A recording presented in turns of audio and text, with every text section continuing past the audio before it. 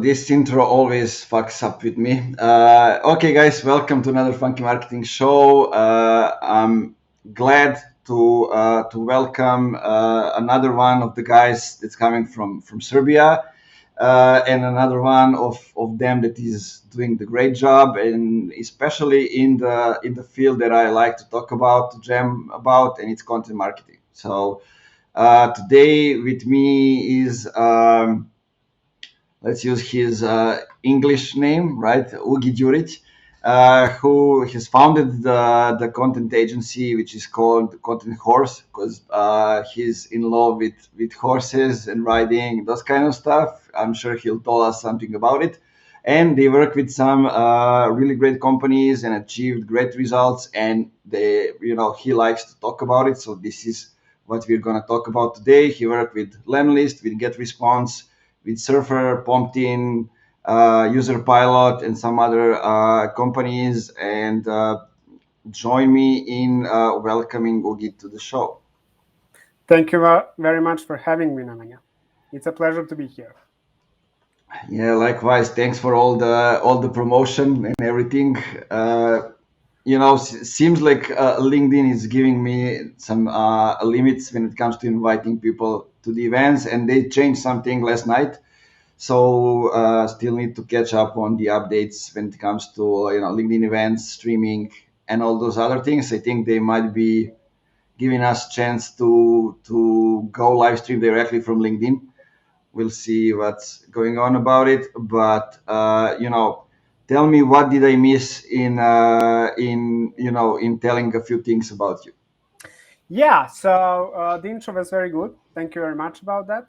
In the nutshell, Contenthorse is an all-inclusive content marketing agency that works mainly with B2B SaaS brands. When I say all-inclusive, I mean that we cover literally every aspect of content marketing, from ICP Research to content writing, guest blogging, content distribution, and so on. Our client portfolio is, I'm very proud of it. So we have some really great. You should be. I mean. And the one thing, although, that you missed is that besides Contenthorse, I'm also co-founder of Podino, a podcast booking agency where we aim to make business experts become a thought leaders in their field by placing them to speak on the best podcasts in their niche. So that's pretty much it. I'm on this guy. That's interesting, and I want to get to that another company at one moment as well. But let's start with there was a funny meme on your profile when you said you are a good leader when your team members start making memes out of your silly meeting faces, and it relates a lot with the way I see the company culture building and those kind of things. I had even me recording videos of me dancing during the pandemic and those kind of things. And I actually presented that to the, Nice Gazpromet and some other companies, and they really liked it. And they used it as a showcase to show how CEOs should change the narrative and everything, because I think that the culture and everything starts from the founder, from the CEO, and then it evolves as you involve other people inside the company. So tell me a little bit, how do you see the company culture? Yeah, definitely. So essentially, when you what I think that many CEOs and founders out there get wrong is that whenever you are, whatever you achieved in business, in your career, in your life, that's mainly because of your employees. Or let's say, I don't like that expression much. I prefer to call them teammates or colleagues. Yeah. And when you set the things like that way, then it's clear that you need to work as much as you can to improve your company culture, to create a space where people enjoy working together, to create relationships with your teammates, because at the end of the day, although we are all remote, we spend more time working with each other every day than spending a time with our families, right? So at the end of the day, every company should be as a family itself. right? We are there to support each other. We are there to help each other grow, to help each other in difficult times, especially this entire situation with COVID taught us a lot of things. There were moments where my agency, as like every other business, had some, let's say, downtime, some consequences during the pandemic, and especially during the first wave. I think it was like 2 years ago. Contenthorse was working mostly with freelancers rather than full-time employees. And since we've lost like 30-40% of the clients, I didn't have like need for some of the freelancers, but I created them some imaginary tasks, gave them some content that I really never published, but I gave them to write and gave them like $300, $400, $1,000 just so they can uh, survive through this situation. And that's essentially what every company is about. It's about giving back to its teammates, giving back to its community, to the country, to the causes that we care about. And at the end of the day, as I mentioned at the beginning, like a company can't be successful without successful teammates, right? So if the people enjoy working there, it's more than a salary, right? So we at Contenthorse, like we mainly employ people from Serbia, from the Balkans, from the Eastern Europe. And to be honest, our talent can go and work for some American companies and earn 2 times, 3 times more.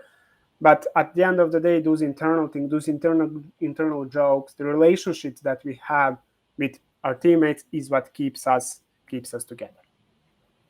Yeah, I agree. And you mentioned something that, like the culture is more important than the MRR, because like your teammates and people you work with, they get you to the MRR, not the Exactly. other way around. That's how it Exactly goes. If like you focus on them, they will get you further than you can get yourself.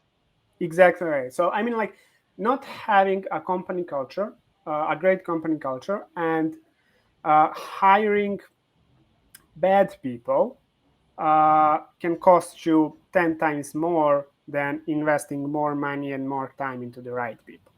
Right, so it's something that I've learned on my skin.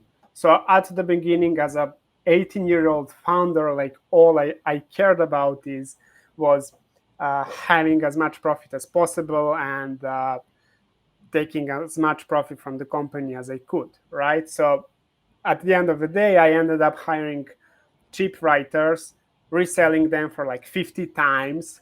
But long story short, like a couple of months later, I was again on the step one because they weren't providing high quality work. I wasn't a good leader, and I needed to rehire many people a couple of times.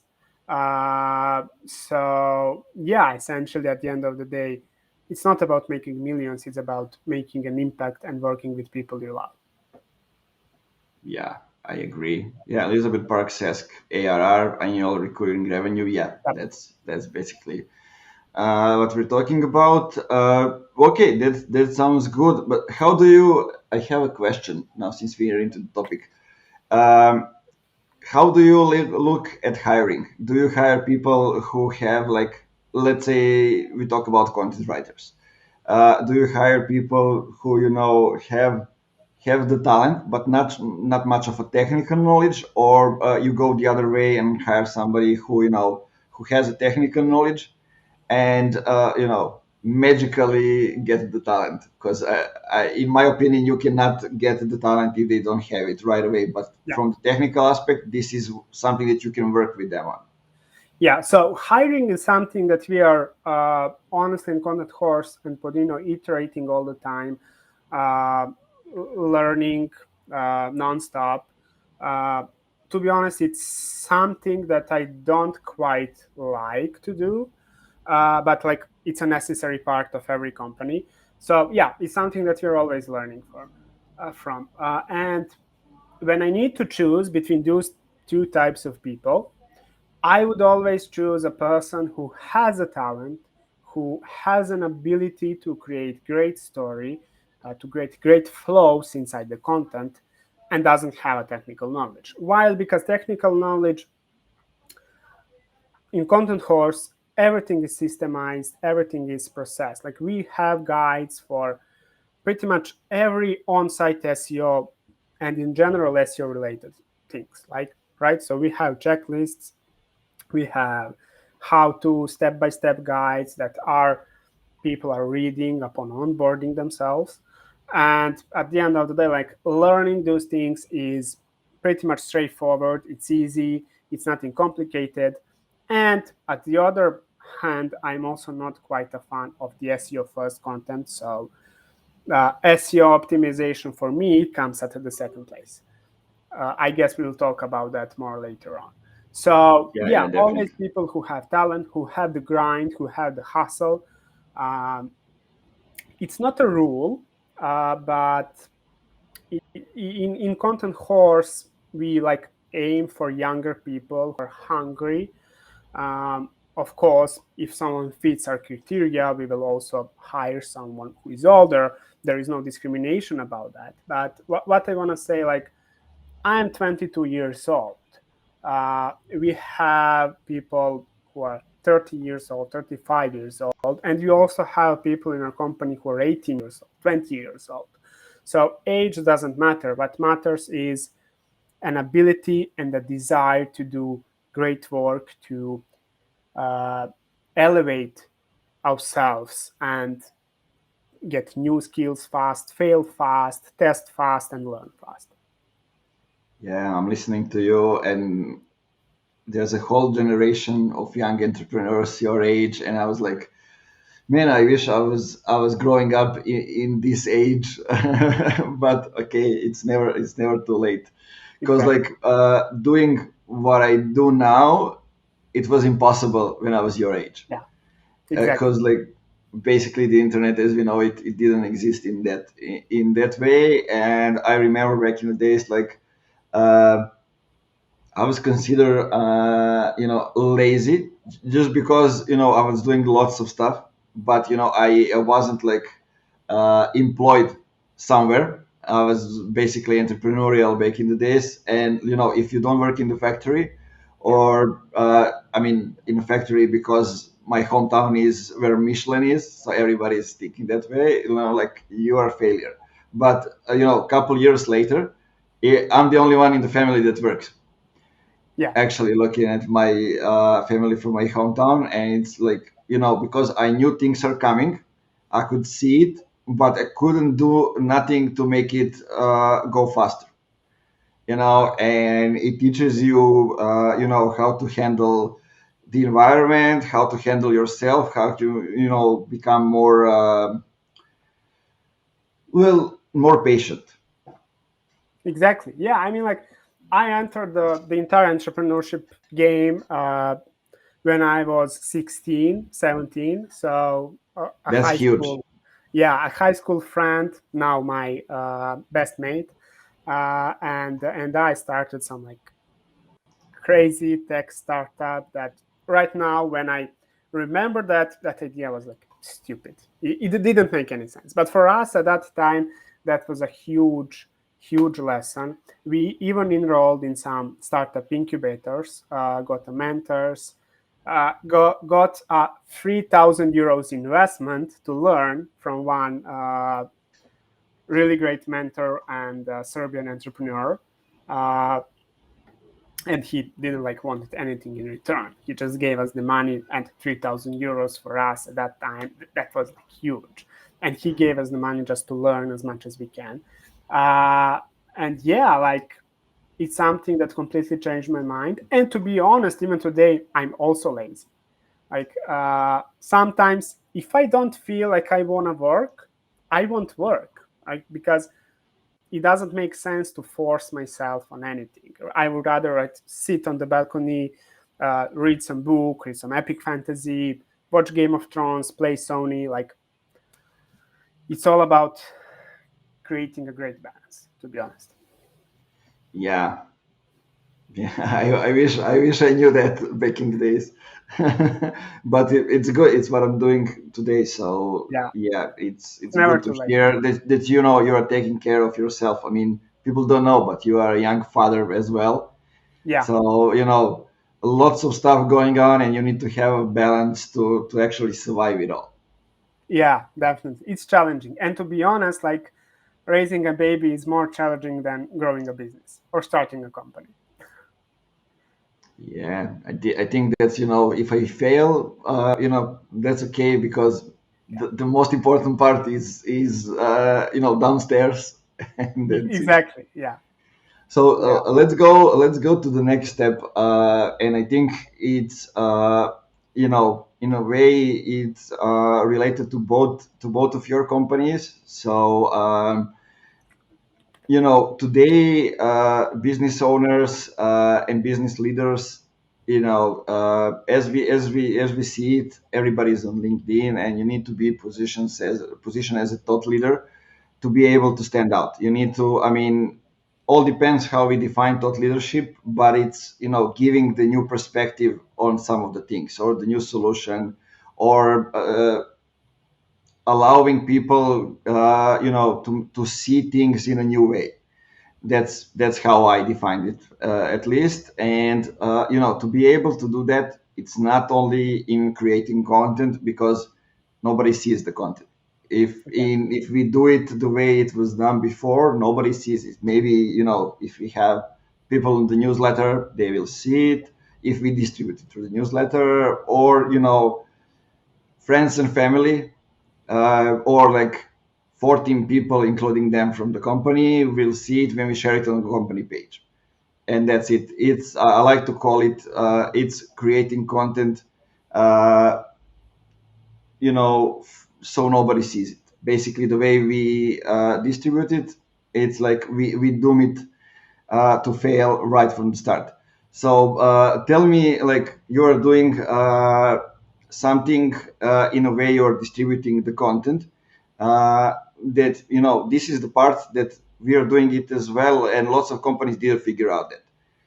In my opinion, it's because there's a lots of manual stuff to be done there, and you need to get to know your customers very well, so you know the journey, and you use those information to kind of, distribute the quantity the right way. So let's talk a little bit about it. Yeah, exactly. So you're right. Like what many people get wrong is the content distribution. First of all, not, or let's say majority of marketeers out there don't focus on content distribution at all, when in reality it's actually even more important than just writing the content, because it's like with the product, right? If there is one phrase that I really, let's say, hate, it's built it and they will come, right? So it doesn't make any sense.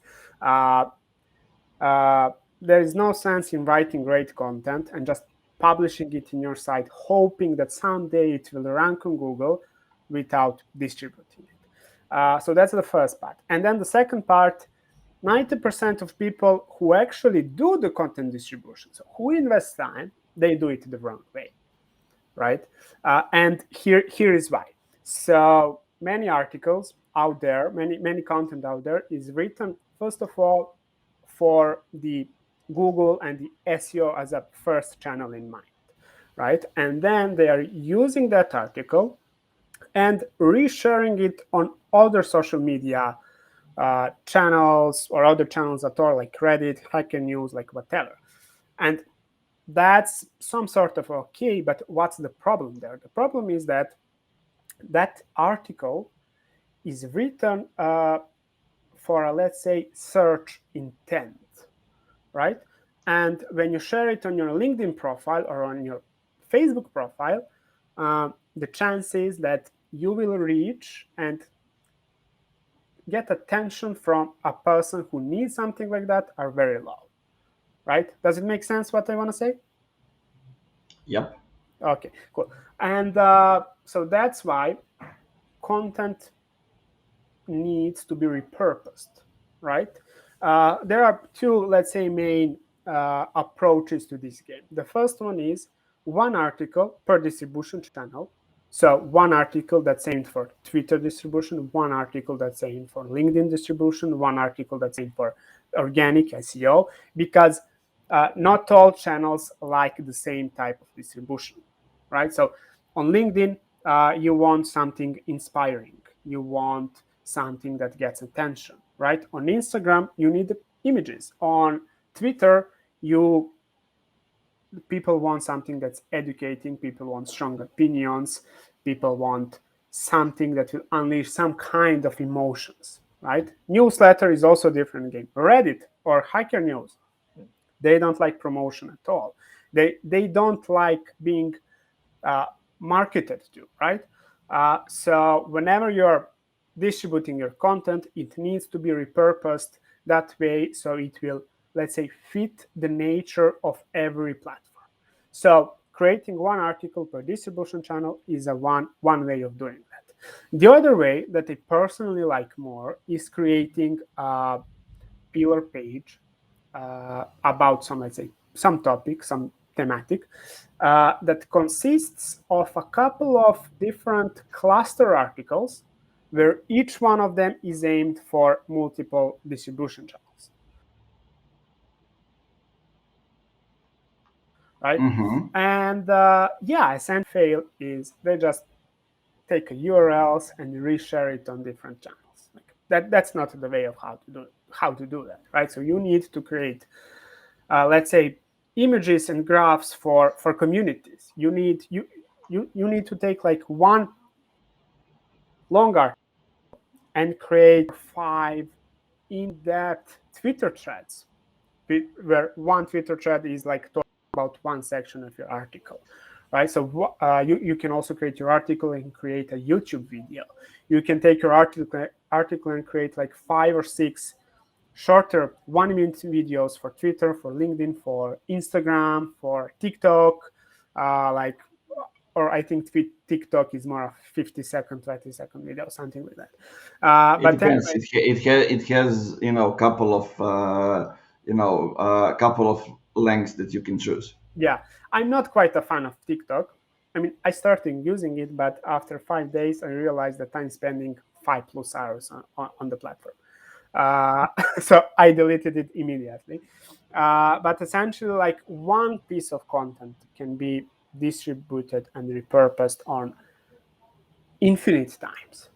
And another problem that I see is that people do the distribution once, when in reality, they can do it all the time. And another great strategy for distribution is also a pre-launch. It's something that we used to do a lot in Lemlist and Lampod. We had our community, we had a pre-launch, we had a really great traction on our personal LinkedIn's as well. So we were pre-launching articles, building a hype around them, and then getting thousands and thousands of people to read it the first day after publishing. Yeah, there's also I think if you're going into the new ways, it's content upgrade as well. When you can use like you just write an article on the topic, then you do a content upgrade in going into more details. Then you do another content upgrade in like bringing in other thought leaders to give their opinions on the topic, so they reshare it and go. I mean, it can be done the first time, but let's just assume like you can update it on and on and on. But you can do lots of stuff with the content. Exactly. And Exactly. especially now when you have different platforms and you have people that are over there just because they like the way other people are communicating on the platform, so they actually don't want you to share the way other people aren't sharing on the platform, because Exactly. I'm here, like I'm on Twitter because I like the way people are communicating on Twitter, or like I'm on Quora because I like to read the answers. I like to answer, or I'm on Reddit because I like some stuff that nobody else knows about, and I like to dig up stuff. Those kind of things. So basically, it gives us back to you need to know who your customers are, who your ICP is, and then you need to know how to solve their problems. When you know all of that, you actually merge it and you get where they are, and why are they there. I think that's actually more important than where they are. It's why are they spending time over there. Exactly. I mean, like, the first, that's also something that many people miss out, which is a huge mistake. The first thing that we do whenever we are starting to work with a new client is an ICP research and finding that content market fit, right? So finding out what type of content our clients' dream customers care about, where they hang out on the web, what communities they visit, like, so we can, of course, plan the distribution the right way. So there is a framework that we have developed. I can share it with you later, so you can share it in your community. A set of like 10 questions aimed for four groups of, let's say, segments of people. The first one are the sales reps. The second ones are the account managers, customer support, customer success reps. The third one are the power users, so the existing power users of our client. And the fourth one are the majority users of our client, right? And we ask them a couple of questions. Of course, like, we follow the conversation. We jump on a quick 50, 20-minute video call, ask them these questions, follow the conversation, ask them sub-questions if necessary. And then at the end of the day, we do the analysis of the all 20, 30 interviews that we've conducted. And we get a couple of results. The first one is how aligned are the sales team and the success team, right? So that's the first thing. And the second thing is, again, the most important part, what are the pain points of the customers, what triggers them to start using our client's product, so we can communicate it better inside the content and get more conversions. And the third, what type of content they care about, what type of content they consume, and where they hang out. So yeah. Sounds good. Here's a question. Let's answer it. Alexander Dimitrievich asked the question: when distributing content, should we lead the audience on all of these different channels to the ultimate resource, like a fully optimized blog article? Yeah, it's an interesting question. Yeah, definitely a very great question. Or should the CTA be different, although the content topic is the same? Mm-hmm. I would say in these types of situations, test out what works. Of course, not everyone should be led to the same type of the content. Like, you can do that, but again, we are going back to what we discussed earlier. It's not one content for 10 distribution channels, rather one article or one content type for one distribution channel. It's also important to know the difference, or actually to know what content really is. Content is a very, very broad term, right? So content is not blog post. That's what many people, I notice, get wrong. Mm-hmm. Content is blog posts, videos, YouTube videos, Twitter videos, LinkedIn videos, Twitter threads, LinkedIn posts, images for communities, infographics. Like, all of that is content, right? And everything that you can create, basically. Exactly. In Serbian, we call it sadržaj, and that's, I think, more which is a very defined than stupid content. translation, to be honest. Yeah. But actually, that is, when you look at it, I mean, if we translate it into the English literally, it says like, resume of like the document, and to me, it's like you can see that so many things are under the content. In a way. Exactly. So essentially, what you have one audience, and you want to lead them to one type of content. Now, or let's say for the illustration, let's take a look at this one, right? So you have a money page, a money blog post. So essentially a landing page or a blog post, like whatever, that's designed to bring you leads, to bring you conversions, to bring you money, right? And then you have other content types like videos, blog posts, different blog posts, articles, Twitter threads, etc. That's goal is, and you're distributing those other content types on different channels, right? So the goal of distribution is to bring your audience on those clusters, so those other content topics. And the goal of those content topics, blog posts, videos, etc., is to bring your audience on the money page, where they will make a conversion and leave you the money. Now that money page, of course, depends on your business model, product, whatever it is. But essentially, that's the entire philosophy, and that's the, let's say, that content funnel. Let's call it like that, pipeline. Yeah, I mean it's important what you want to do with the article. Exactly. Or with the content piece. So what's the goal of it? Is the goal of it to convert, or it has a goal to educate, or it has a goal to to create trust? There are all kind of different things that like content agency probably, Ugi, yours as well, is asking when when you're before you start writing the content. What's the purpose of the content? Exactly. When you know that, then it makes things a lot easier because you know who you're talking with, you know what you want to do with it. So lots of times, you can write a piece of content which is in the way, it's if it's a pillar content, usually it's the one for the SEO. But all those sub pillars that you have over there, they are the ones from which you are actually getting the gems that you can share on social media. And in that way, of course, you're gonna put the link to the main article in the comments or somewhere else. But it's not the goal for them to go and click over there. The goal is for you to give them value right in the spot. I think those are the things that change very much in the recent months. I think not before that, because people started to consume the content in the feed. They don't want to click and go somewhere because they don't know what they will find over there. It's the same, I think, with the lead magnets, ebooks, those kind of things.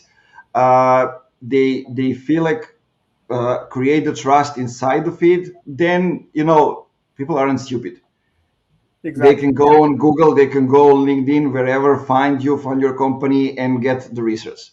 Okay, just tell them that there's one more resource. There, I talked with Ognjen here on the podcast, and he said he very well defined those things, like we talk about, should we gate or ungate the content, and like content should be free, but resources should be gated. And what do I mean by that? You tell people, for example, uh, 10 ways in, the checklist of 10 things you need to do to create a perfect landing page, for example. And the resource here should be, here are the 5 landing pages that convert the most for us. Use it right away. So in that way, yeah, I think we should, create the content in a little bit different way, and think about it more in a, in the way that people today buy and consume things differently. We all Exactly. have limited time. I mean, look at you, like you have a baby, you like to ride a horse, you have the agency to manage, and still, you are young and you want to create things and be even better in what you do. So, you will get to LinkedIn, you will get to Twitter, and you expect over there to find some things that can help you be better in what you do, right? Exactly. Like as you mentioned, let's just quickly recap that. So many people think about the goals and the distribution after they write an article, right? When in reality, they should think about that at the beginning. So a couple of things they should think about before actually starting to writing is, what is the unique angle that I'm gonna take on this, my unique approach, my unique view on this, let's say, problem. How am I gonna distribute this content? And at the end of the day, what is the goal? When it comes to the goals, to be honest, there are, let's say, only 2 goals that I accept, let's say like that. The first one goal is to build a hype, to improve your brand awareness, and the other goal is money. Every other things like organic traffic, backlinks, I want to get backlinks, etc., those are all like the vanity metrics. Okay, it's important to keep an eye on them, to to have them on some sort of a KPIs. But at the end of the day, what matters the most is how well are you known among your target audience, which isn't quite easy to measure, to be honest. And the third, how many conversions, how much money are you getting, right? So yeah, those are essentially some things that everyone should pay attention before writing every article. And as you said, like what's also important when distributing articles, when writing Twitter threads. So you said it well. People want to stay in the feeds, right?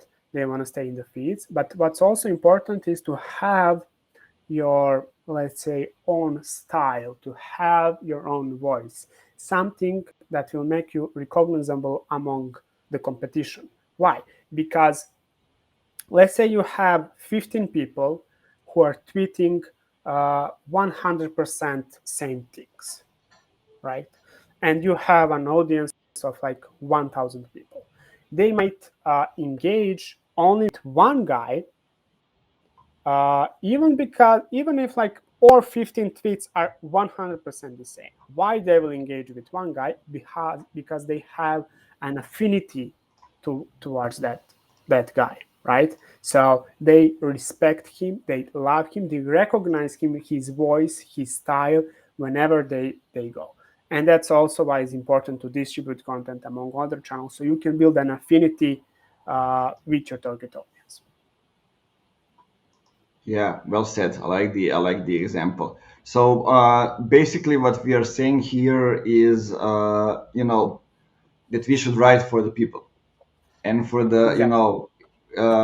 know who we are writing about and write for them, not for the SEO, not for the engine. Because, like, to give an example, we're working a lot with SaaS companies. You work with SaaS companies as well. Lots of them are having new products that are something totally new. So in lots of cases, they don't want to have content. It's not the goal for them to be found on Google, because people don't go to Google to find them something. On Google, yeah, if you want to use the existing demand, if there is the existing demand, then you go and create stuff for Google. But let's say, for example, you want to create thought leadership content, you want to, talk about the new way you're solving things, you have the new product which is solving things in a new way. You gotta create the original content for the people to consume, to give them the new look and some of the things. And if you do it like that, some of the things that you use if you write for the SEO, they are a little bit, different, because you won't go and you won't look at the keywords or the ranking articles and then, try to replicate the process and those kind of things. You go and do something completely different. So that's at least how I see it. So I'm interested in the way you see, writing for the people instead of writing for the SEO. Yeah, definitely. So a couple of things about this. Please do not look at, let's say, search volume. Do not look blindly at search volume and keyword difficulty. Those are just That's extremely important one. Exactly. That's just for the orientation, right? So I had a really great discussion once with Rand Fishkin.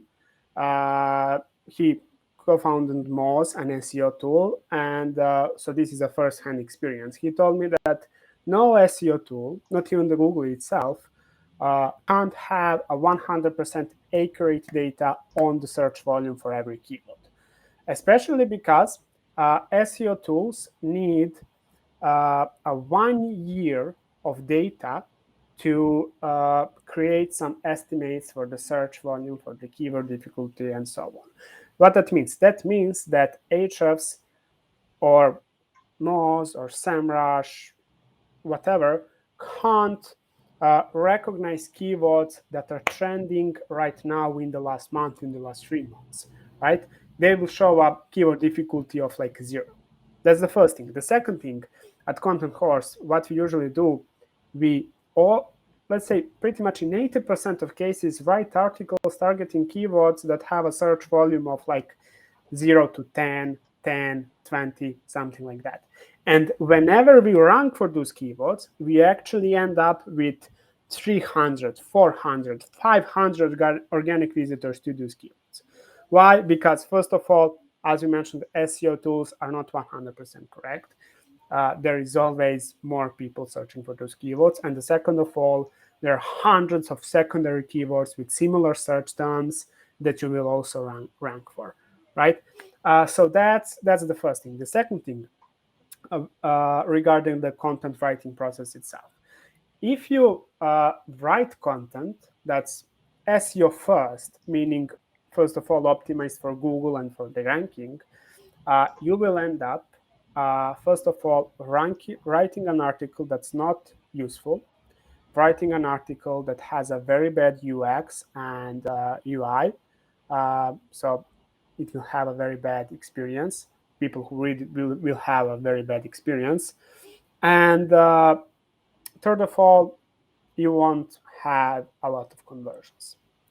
And the solution is to write content that's user first and SEO second, let's say like that. Because if you write your content with your audience in mind, before all, you will create something of value, right? You won't end up creating a content that's 100% same as every other content. So you will create something of value. You will create something that you can distribute on various channels. People will enjoy reading your article. People will end up converting. And the best part is, if you write a well-written, actionable article, it will still be optimized for SEO, right? So there is really no need to count how many exact focused keyword mentions you have. There is no need to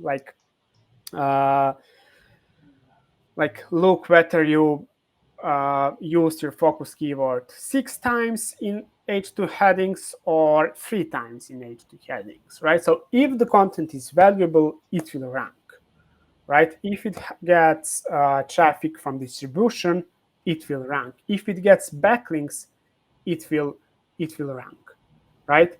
So yeah, Alex, you said it right. Right for people, not for the metrics.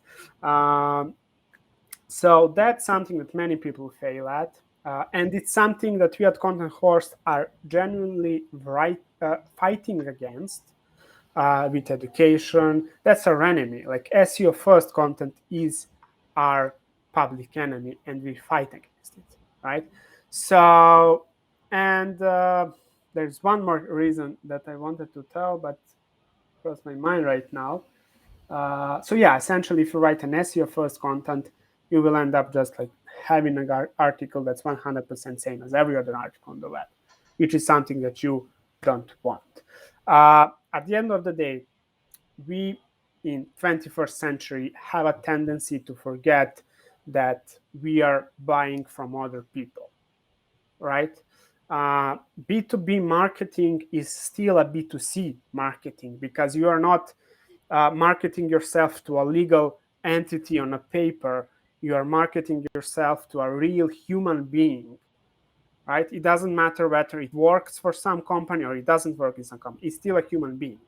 And that human element is something that's missing in the majority of brands out there. Like whenever you can use that human element in your content, in your copy, on your website, like show the faces of real people on your website. Forget about the illustrations, right? Illustration of some like rocket flying around, like it tells nothing. What I want to care is about people behind the brand. I want to care about your personal expertise, right? So unfortunately, that's something that many people tend to leave out when in this era of automations, AI, chatbots is a very, very huge competitive advantage. Yeah, that's what I like to call getting into the jam, and just keep nailing it. That was great. So I guess we answered a question, and it is how to create trust, because one of the things is talk to the people and showcase what you know. but also like show you and people in front of your company, because they are the ones that are doing the service or creating the products or that kind of way. Because there's a fact that all of us, when we start talking with the companies, all the agencies go from below zero because there are so many agencies that do shitty job, and that's a fact. I mean, there are so many of them, and that's just something that happens. And to be able to to eliminate the gap and start at least from zero, then we need to show what we can do, why are we different, all those things. So I'm interested, what are you doing regarding that? And I know that you are preparing some of the things that are coming in the near future as well. Exactly. So one of the mistakes that I really regret making is not focusing on my personal brand earlier, right? Because it's like that famous quote: "If the best time to plant a tree was yesterday, the second best time is today," right? So essentially, as we say, like, people buy from people; they don't buy from companies. So people need to trust you, especially if you want to sell high ticket services like we do, right? If I want to sell a $10 a month product, or even like $100 a month product, like, that's still a very cheap, right? So it's good to have a trustworthy brand, but it's not necessary, right? But if I want to sell a service that costs $5,000 a month, $10,000 a month, like that's a lot of money. And people need to really be in love with our brand, in love with our content, in order to buy from us, right? So essentially, there is something also from Rand Fishkin that I really like, and that he calls it an influence brand. Not an influencer, but rather influence brand. And the way to create an influence brand out of yourself is by sharing value, is by being honest, is by being real, right? So for example, one of our, let's say, brand identities in Lemlist that we created was be real, no bullshit. Like, we failed, talk about that, right? We had a success, let's talk about that, right? Here is what we did wrong, here is how we screwed up, and here's what we learned from that, right? People love honesty.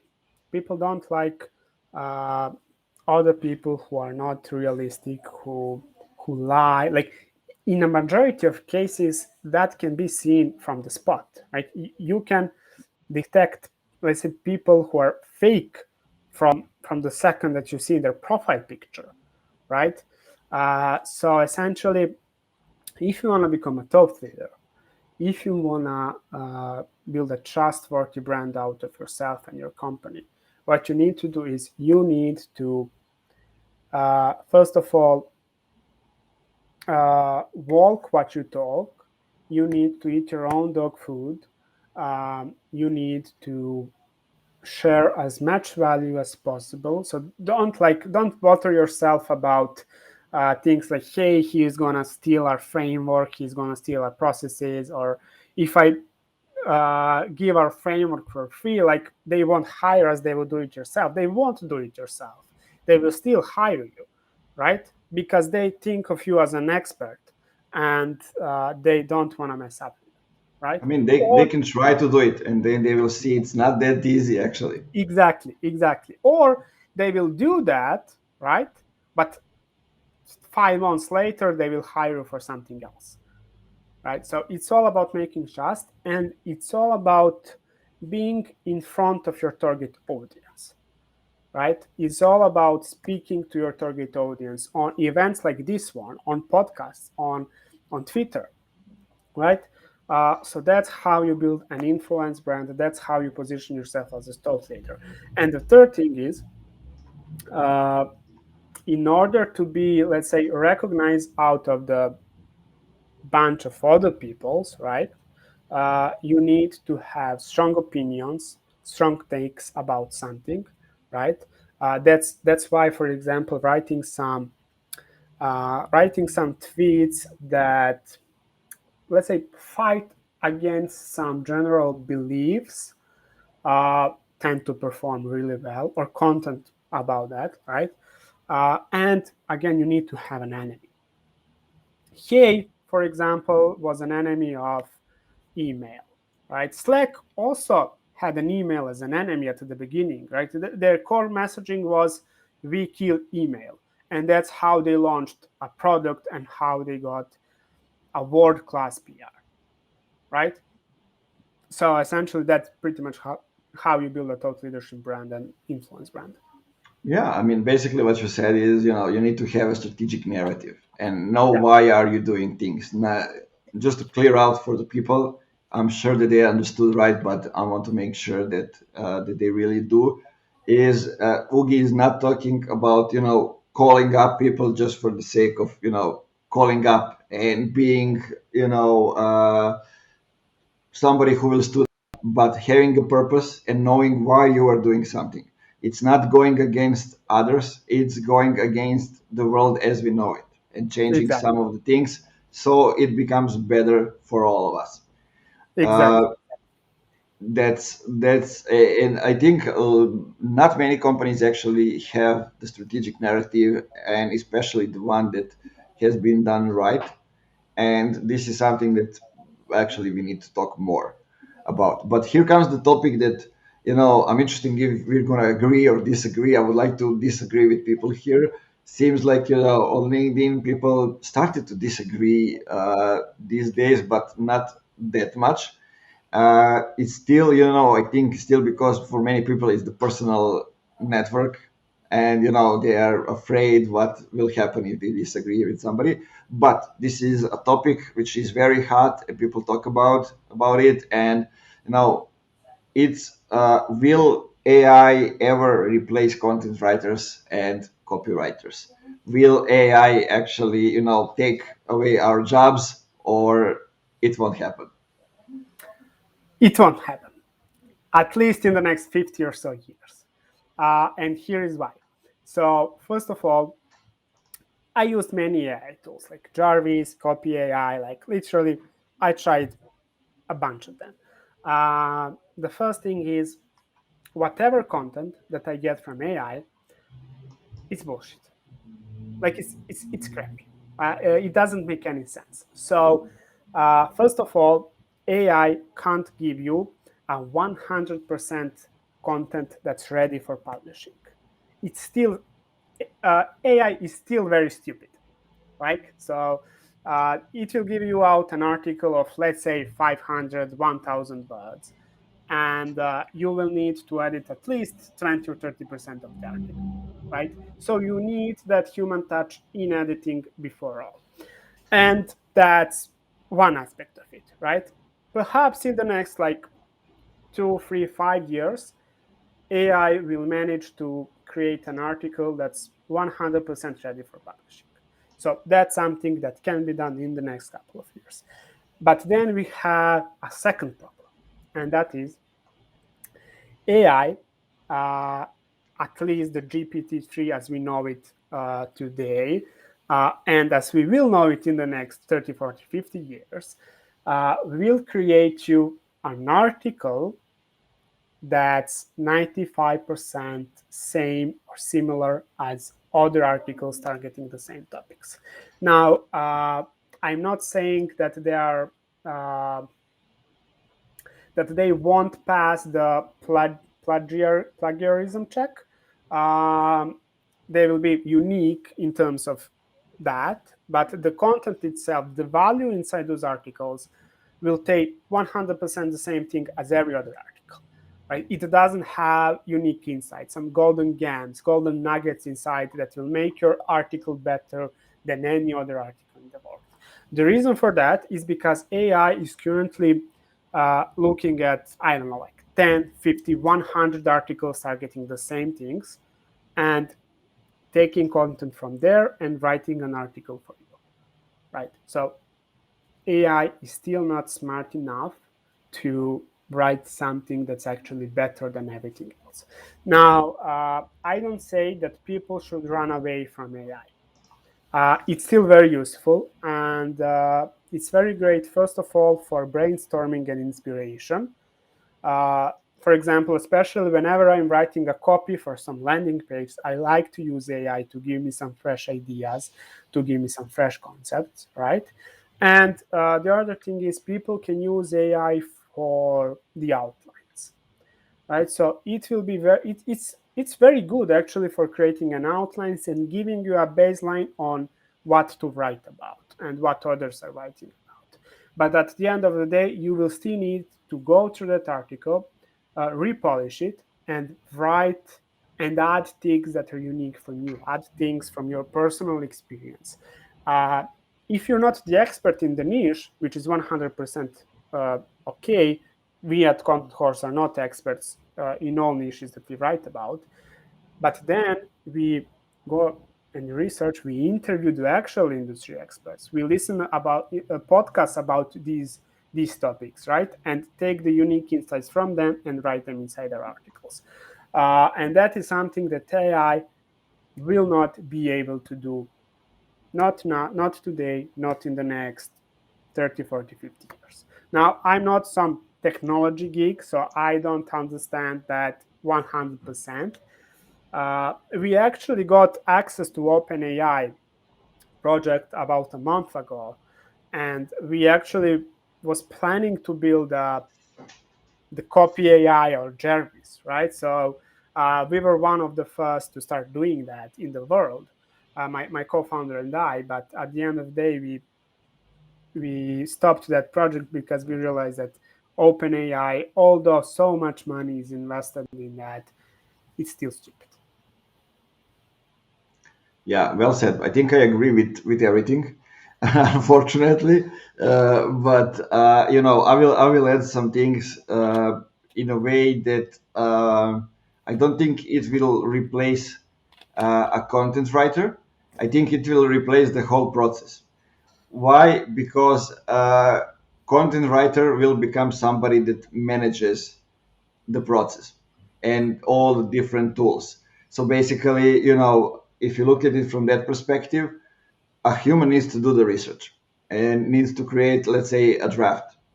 AI can help you create the outlines. Out of it can help you actually write this. But if you're writing unique things inside the draft, you need to have unique points and unique view of some things. Then again, AI tools are becoming smarter, so they have like Grammarly inside them. When it comes to the plagiarism, sure. I mean, if not one, you will use other tool that will help with that. But then, is it still the content writer, or if somebody who manages different tools, not necessarily only AI?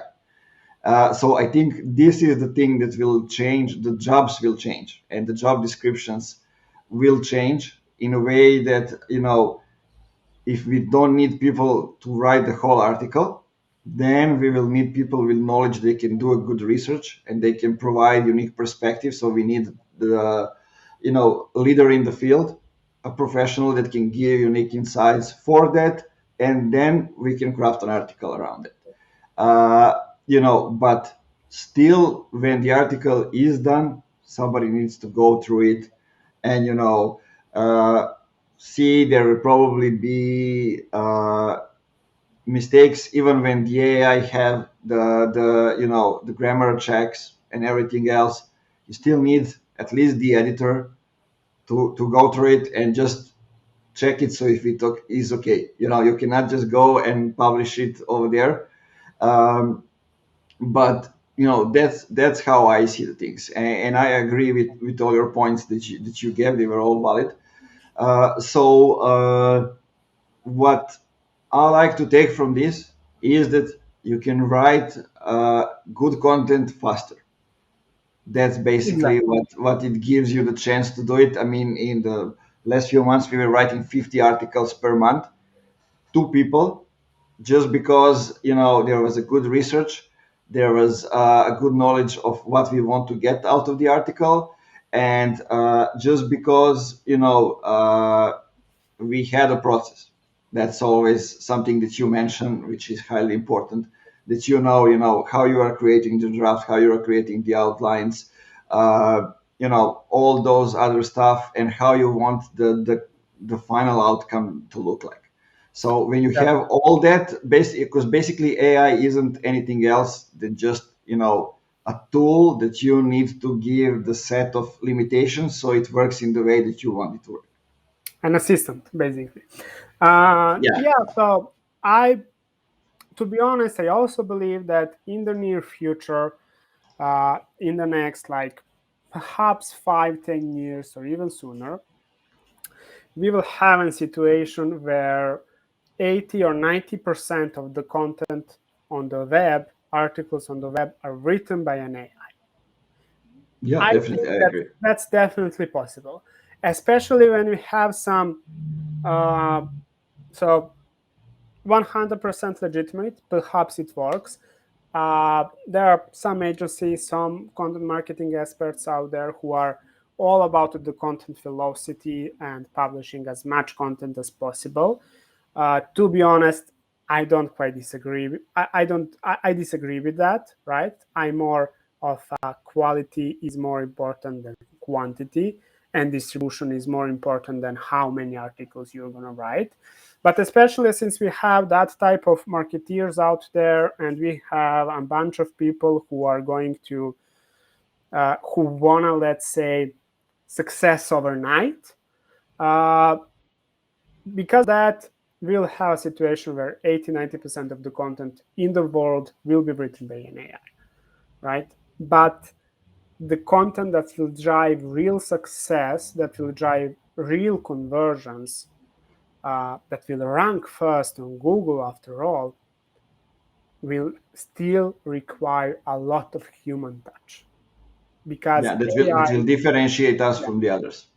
exactly, yeah. So AI can't know something that's inside their heads, right? It can know something that's on the web, but not something from our notebooks, from the books that we've read, and so on, right? So essentially, I think that situation that we are gonna be with. And the truth to be told, many content writers will lost their job because of this, right? But the high quality content writers who really know how to create engaging stories, who know how to uh, show and let's say transfer ideas from someone else's head to a piece of paper, to an article, they will still stay around. That's the one thing. And the second thing, as you said, the content writer position will definitely elevate to something else. Yeah, and just to say, like, this is for the content writers. I don't think copywriting will go the same way. I Yeah, think it's much more difficult to write sales copy and to persuade somebody. It's totally different than content marketing, just exactly. in content writing. Exactly. Here's another viral quote for Alex. Co- Content and content writing is there to inspire, share the values, and educate. And the copywriter is there to make people act. Yeah, essentially the Sounds. basic difference. I agree. Well said. Well said. Okay, so we're practically already at the end. So tell me. Is there something that we missed or something that you want to say, or what did we miss today? I mean, I can talk about content marketing and B2B growth 7 days straight. So there's definitely uh, things that we can still talk about. Not something significant that we forgot to mention regarding the topics that we already talked about. But anyway, there are a bunch of other topics that we can cover later on in some months that are ahead of us. But yeah, essentially, I think that's pretty much it. So at the end of the day, just to recap everything that we said, first of all, know your customers, know where they hang out on the web, know what type of content they love. Second of all, before actually writing something, think about the distribution channels that you're going to use, think about the goals of that article, and think about your unique angle to this problem. Then, if you want conversions, if you want money from your content, which I truly believe that you want, then write content that's before all user first, that tackles their pain problems, pain points, that gives them value, and that gives them solution before all. And then the content will be pretty much optimized for the SEO alone, right? So that's the third thing. The fourth thing, distribution is more important than writing itself. So pay additional attention on distribution, because first of all, it helps you reach new audiences. Second of all, it actually allows you to test your content before it actually ranks on Google. So you can know whether it converts or not. If it doesn't convert, you have time to iterate and fix something. And third of all, it positions you as a thought leader in your field. And the fourth, don't focus 100% of AI, but also have that human touch, because we're all humans. If you all write content with AI, believe me, content writing actually won't work anymore. Yeah, use it as an assistant. Yeah, use AI as an assistant. Well said, well said. Okay, man, tell people where they can find more information about you, about your two companies, and maybe if they love horses, then they can find more information about that as well. Yeah, so I actually I'm not a professional rider. So the name of the company, that's a very funny situation. We'll tell it once, but that's not my idea. It was the idea of one of my partners, and then I liked it because at that time I was attending the riding school. But essentially, you can find more about Contenthorse on contenthorse.com. If you need any help with content marketing, and especially if you're a B2B SaaS, don't hesitate to reach out. Happy to help. If you want to become a rock star, superstar in your field, then podino.io is the right address for you. There you can learn more about our podcast booking process.